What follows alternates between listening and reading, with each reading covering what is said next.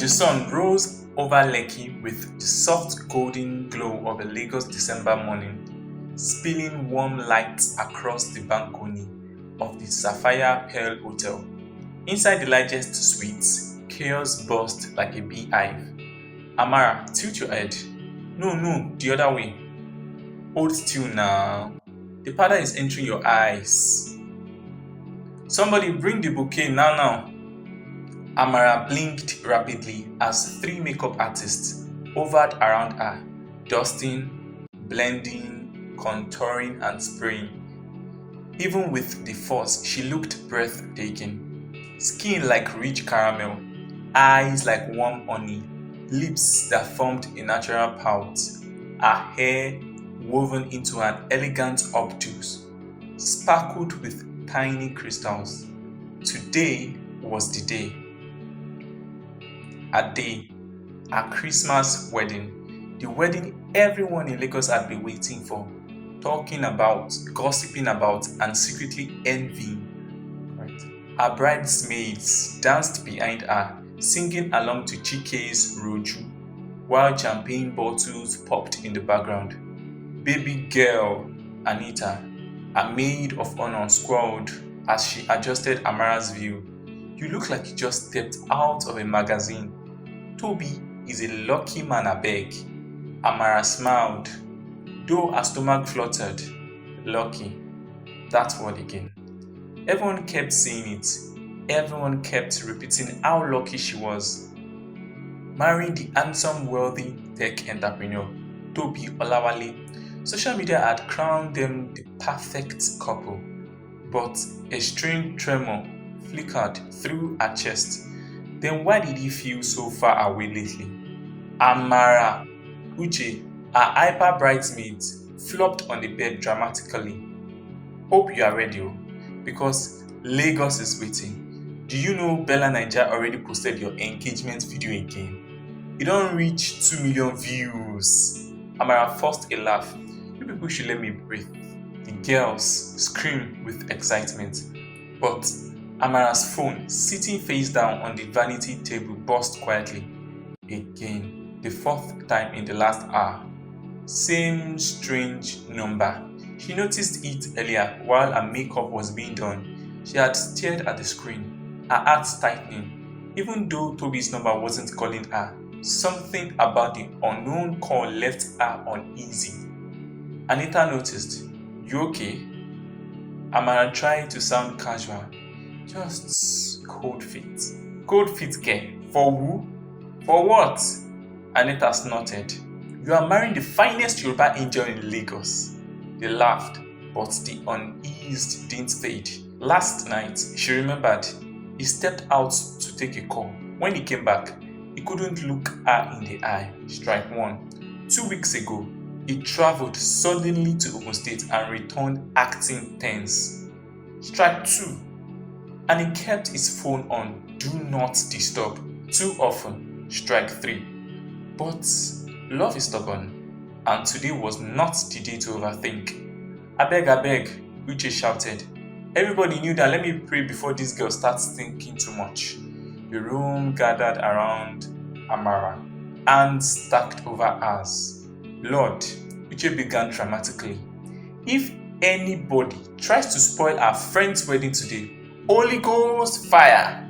Uche behave. Anita laughed. They prayed, they hugged, they screamed, they danced again. And the world felt right for a moment. Meanwhile, on the other side of town, Toby stood in front of the mirror in his suit, adjusting his tie for the 5th time. His best man, Kunle, shook his head. Guy, calm down, Kunle said. You did do like person wey wan go write WAEC. Toby swallowed. I'm fine. You are sweating inside AC.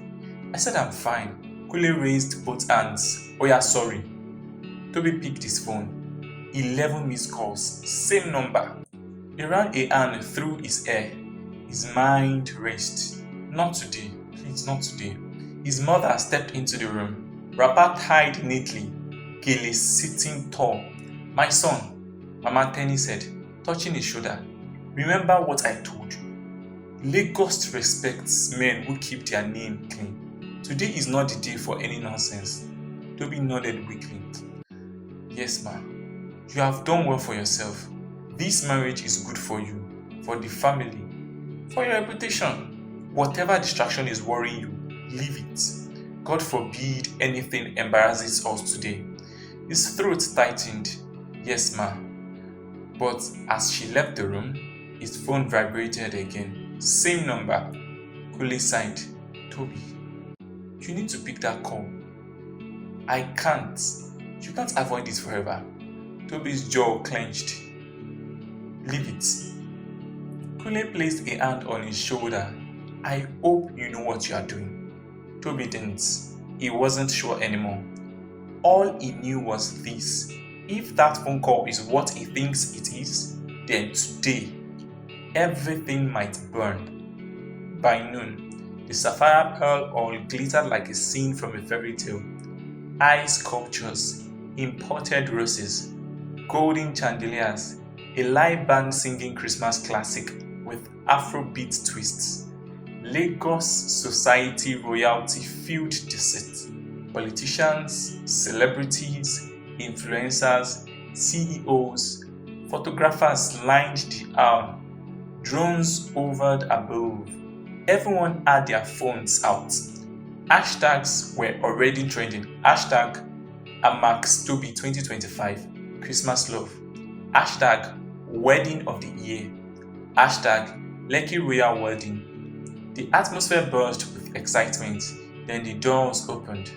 The crowd gasped. Amara stood there in her flowing diamond-stoned gown, veil shimmering like snowflakes. Camera flashes exploded. She glowed. Her father held her hand. My daughter, you look beautiful. Amara smiled softly. Thank you, Daddy. They walked down the aisle. Toby's breath caught when he saw her. She was perfect, stunning, angelic, guilty. He felt guilty. The pastor began with a warm smile. We gathered here today to join these two in holy matrimony. Amara looked into Toby's eyes. Love, fear, hope, something she couldn't read. The pastor continued. Marriage is a sacred bond. It is built on trust. Toby looked away. The guests whispered. The pastor raised his hand.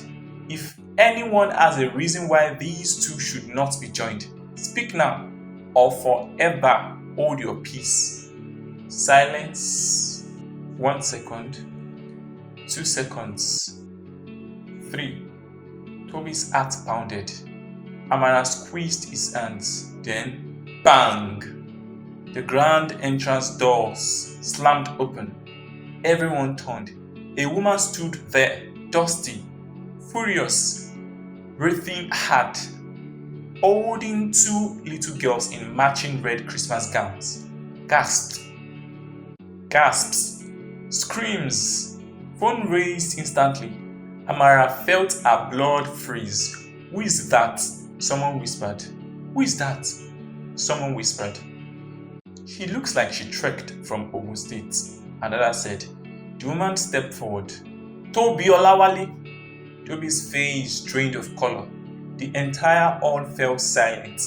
Your wife has arrived. The twins clung to her dress, staring straight at Toby. One whispered loudly, Mommy, is that Daddy? Amara felt the world tilt beneath her. Her heartbeat stopped, and Lagos held its breath. For a moment, the world inside Sapphire Pearl Hall stood completely still. No music, no whispers. Only the distant hum of the air conditioner and the heavy breathing of the woman who had just stormed in with 2 children. Amara's fingers slipped from Toby's. Her mouth opened, but no words came out. The twins stared around the hall with wide eyes. 2 tiny mirrors of the same face. One had beads in her hair. The other wore a small Christmas hat slightly tilted to the side. But both had Toby's eyes. Toby, Amara whispered, He didn't respond. The woman stepped fully into the hall, her wrapper slightly dusty, her slippers worn from travel. She looked tired, angry, and determined. "Good afternoon," she said loudly, her voice sharp enough to slice the silence. "Sorry for interrupting, but I cannot and will not allow this wedding to continue." Phones were already recording. Influencers whispered excitedly. "Is this part of the program?" One lady whispered. "No, this is drama. Live." Another eased. The pastor blinked rapidly. "Madam, please, this is a sacred ceremony." "Sacred?" She backed. "How is it sacred when the groom is already married?" The awe erupted. "What? Eh? Jesu? Omo." Mama Tenny grabbed her chest. "What is this witch saying again?" "Security!" The woman ignored her. She pointed at Toby, her eyes blazing. "Toby Olawale. Tell them who I am." Toby swallowed hard. His lips trembled. Sweat beaded on his forehead despite the cold AC.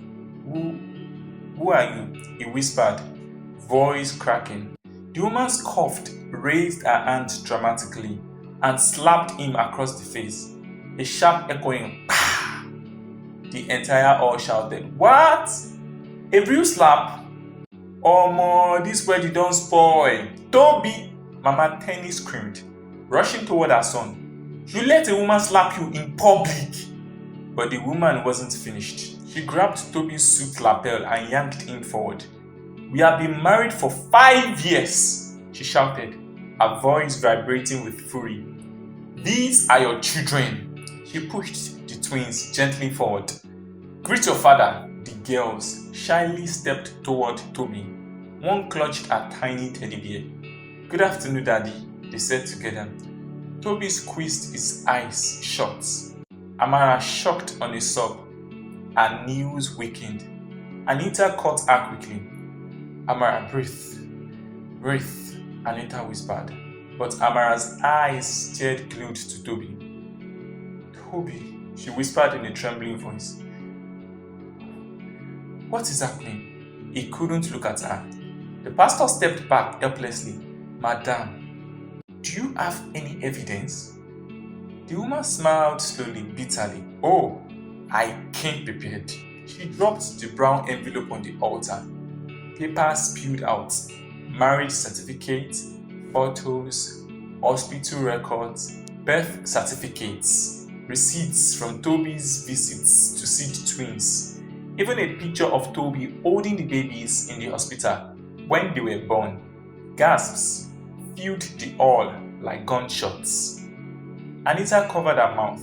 My God. The woman straightened her wrapper.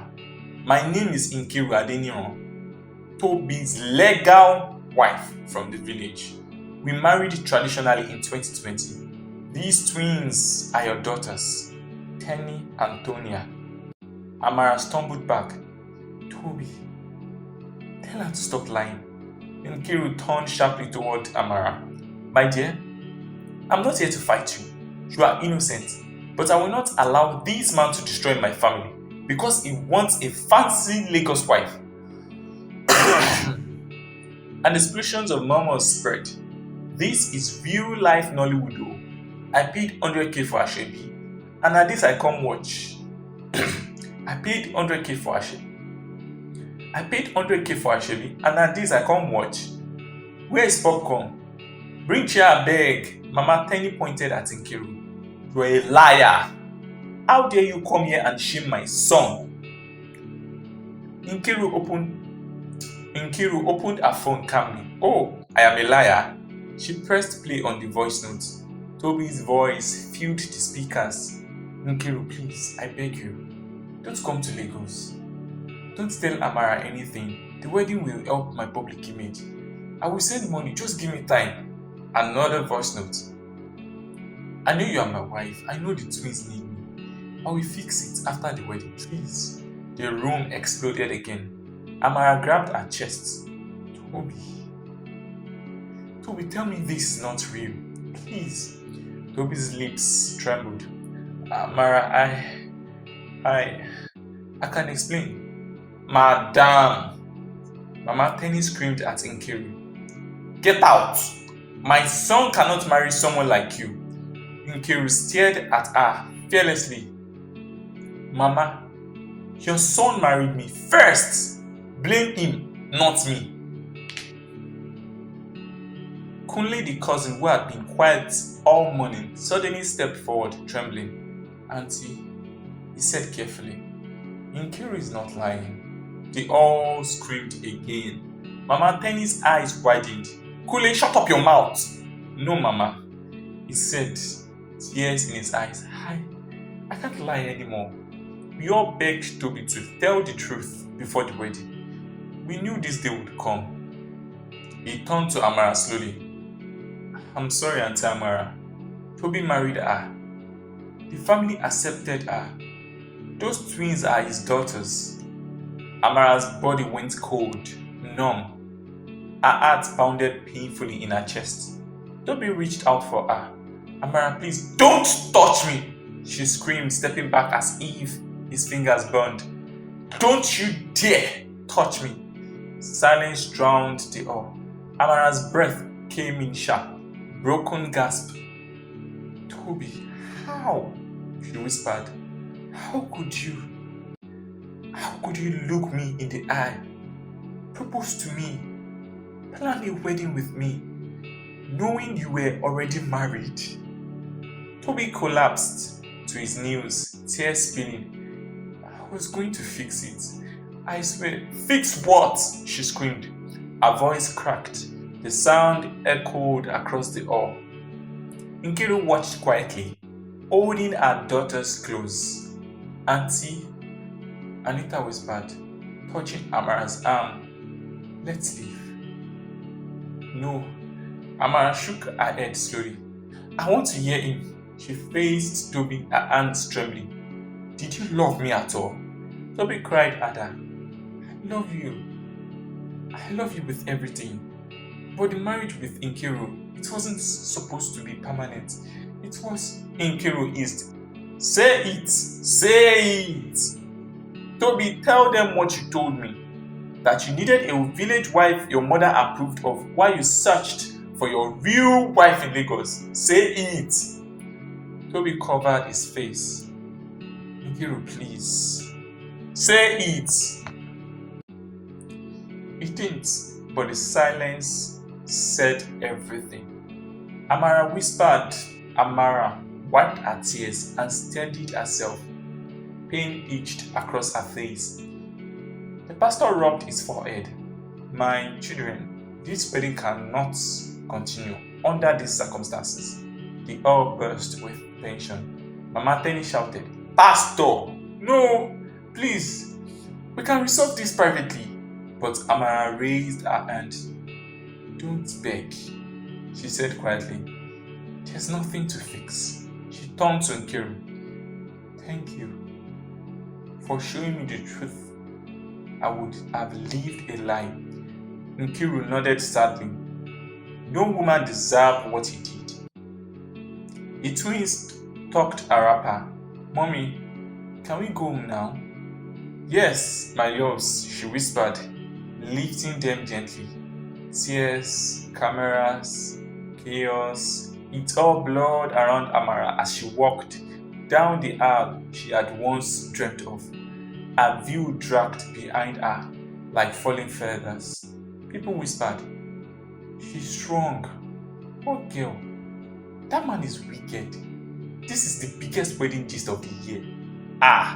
Lucky wonders. When she reached the entrance, she paused, turned, and looked at Toby one last time. He reached out, hands trembling, eyes red. Amara, I'm sorry, please. She shook her head slowly. No, don't be sorry for me. Be sorry for yourself. Then she walked out, leaving Toby kneeling on a broken altar surrounded by the ruins of his own lies.